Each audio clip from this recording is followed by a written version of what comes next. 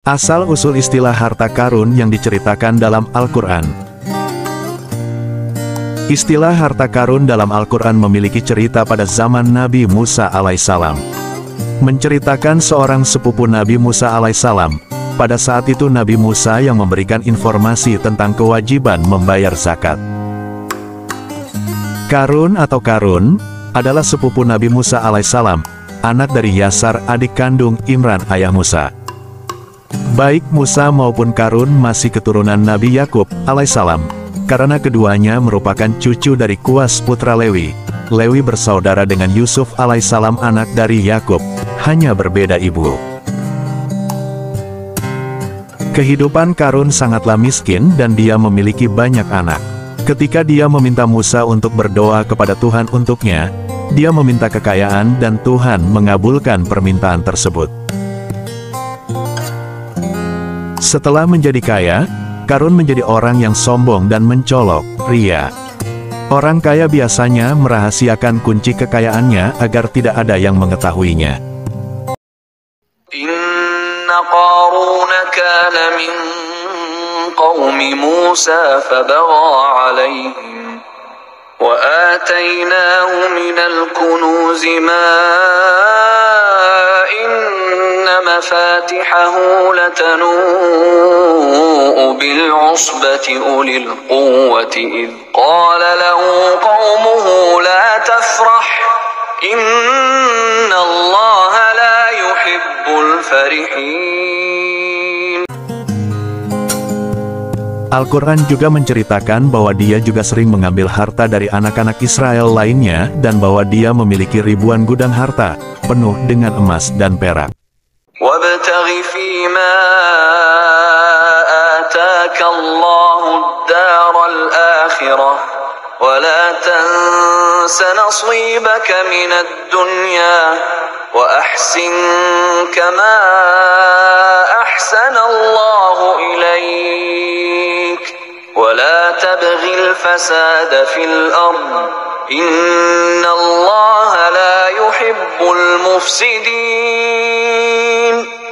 Qala innama utituhu ala ilmin 'indi awalam ya'lam anna Allaha qad ahlaka min qablihi minal quruni man huwa ashaddu minhu quwwatan wa aktharu jam'a wa la yus'alu 'an dhunubihimul mujrimun. Setelah menjadi kaya, Karun menjadi orang yang sombong dan mencolok, ria. Orang kaya biasanya merahasiakan kunci kekayaannya agar tidak ada yang mengetahuinya. Karun bisa saja membangun tempat persembunyian yang besar untuk kunci-kuncinya, tetapi dia tidak melakukannya karena dia ingin menunjukkan kekuatan dan kekayaannya.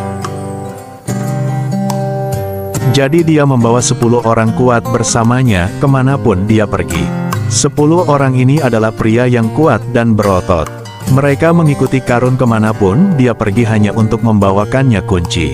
Sekalipun dibawa 10 orang perkasa, mereka tetap merasa kunci Karun terasa sangat berat karena jumlahnya sangat banyak.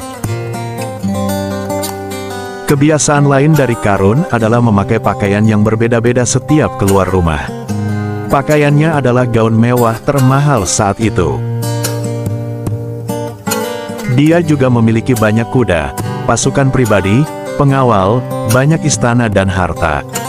Tak terhitung kekayaan yang diberikan Tuhan kepadanya. Karun juga tahu cara bermain seperti orang kaya pada umumnya. Dia bisa melakukan apa saja karena dia punya kekuatan. Fir'aun adalah teman baik Karun. Jika ada yang bermasalah dengannya, Karun tinggal memberitahu Fir'aun dan orang itu takkan selamat. Dia bisa membuat seseorang menjadi budak jika dia mau. Jadi tidak ada yang berani dengan Karun. Dia adalah seorang tiran yang Tuhan contohkan dalam Al-Quran. Qala innama utituhu ala ilmin 'indi awalam ya'lam anna Allaha qad ahlaka min qablihi minal quruni لمن هو أشد منه قوة وأكثر جمعا ولا يسأل عن ذنوبهم المجرمون. Suatu hari, Karun memilih pakaian terbaiknya. Kemudian dia pergi ke taman besar di istananya dan berkeliling memetik kudanya. Akhirnya, tatapannya mendarat di salah satu kudanya saat tangannya menunjuk ke sana. Dia berkata kepada pelayannya, "Kuda itu di sana. Kuda itu memiliki bulu paling putih. Saya ingin naik kuda itu sekarang." Mereka menghiasi kuda itu dengan segala macam pernak-pernik. Jika orang yang lewat melihat kuda putih tersebut, tentu mereka akan takjub melihatnya. Jadi dia menunggang kuda putih dan berkata, "Prajuritku, kemarilah." Kemudian dia menunjuk prajurit terbaiknya. Kemudian tentara berbaris mengejarnya. Kemudian dia menunjuk ke 10 pria gemuknya dan berkata, "Bawa semua harta saya. Hari ini saya ingin menunjukkan kepada orang-orang harta saya. Bawa semua emas, perak, perunggu, barang mewah, koleksi pribadi saya, dan yang lainnya. Saya ingin Anda mengambil semuanya, bahkan prajuritmu harus menanggungnya. Saat kita lewat, saya ingin semua orang mengagumi kelimpahan harta saya." Karun membawa semua hartanya, ada begitu banyak batu rubi, batu mulia, mutiara, emas dan berbagai bentuk. Saat dia berjalan melewati kota dari istananya, orang-orang melihatnya di jalanan. Dan mereka yang menginginkan, yang hanya menginginkan dunia ini, berkata, "Lihatlah semua ini, andai saja kita memiliki apa yang dimiliki Karun." فخرج على قومه في زينته قال الذين يريدون الحياة الدنيا يا ليت لنا مثل ما أوتي قارون إنه لذو حظ عظيم. Dan salah satu orang yang beriman pun berkata, "Jangan bertanya seperti itu, celakalah kamu." وقال الذين أوتوا العلم ويلكم ثواب الله خير لمن آمن وعمل صالحا ولا يلقاها إلا الصابرون. Ketika Karun keluar dengan segala harta miliknya dan orang-orang di jalan memandangnya dengan takjub, penjaga berdiri di kanan dan beberapa di kiri sementara barisan Karun berada di tengah. Saat dia merasakan arogansi terbesar dan berpikir, "Wow, itu aku." Tiba-tiba, Tuhan memerintahkan bumi untuk melahapnya. Lalu tiba-tiba tanah bergemuruh. Lalu jalan mulai rusak. Kemudian retakan tumbuh dan berkembang hingga terbentuk celah. Sebuah lubang besar menelan Karun dan semua prajuritnya. Kuncinya, harta bendanya, bahkan Tuhan memerintahkan bumi untuk menelan istananya. فخسفنا به وبداره الأرض فما كان له من فئة ينصرونه من دون الله وما كان من المنتصرين. Dan orang-orang yang menonton, sebagian dari mereka lari. Tetapi akhirnya mereka menyadari bahwa bumi hanya melahap Karun dan harta bendanya. Kemudian bumi kembali ke keadaan semula, seolah-olah tidak terjadi apa-apa. Orang-orang sangat terkejut. Tuhan menunjukkan kepada orang-orang dan Karun siapa raja yang sebenarnya.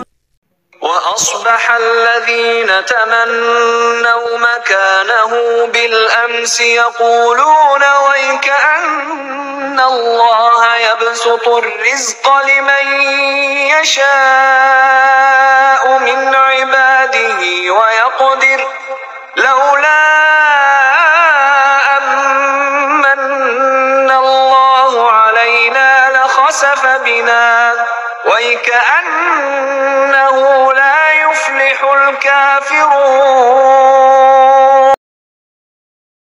تلك الدار الآخرة نجعلها للذين لا يريدون علوا في الأرض ولا فسادا والعاقبة للمتقين. Nama Qarun akan diabadikan ketika seseorang menemukan harta terpendam. Makanya disebut menemukan harta karun. Semoga kita dapat belajar dari kisah Qarun yang sombong, kikir, angkuh dan lupa atas nikmat yang diberi Tuhan. Terima kasih telah menonton channel Doa Kita. Terus dukung channel ini dengan cara subscribe, like, share dan komen, agar channel ini dapat terus memberikan seputar doa dan kisah-kisah para nabi lainnya.